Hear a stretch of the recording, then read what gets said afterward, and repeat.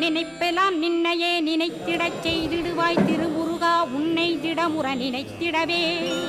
திருவருள் தந்திடுவாய் திருவருள் தான் பொங்கிடவே திருவருள் ஒன்றிலே நிலை பெறச் செய்திடுவாய் நிலை பெறச் செய்திடுவாய் நித்யானந்தமதில் நித்யானந்தமே நின்னுருவாகையினார்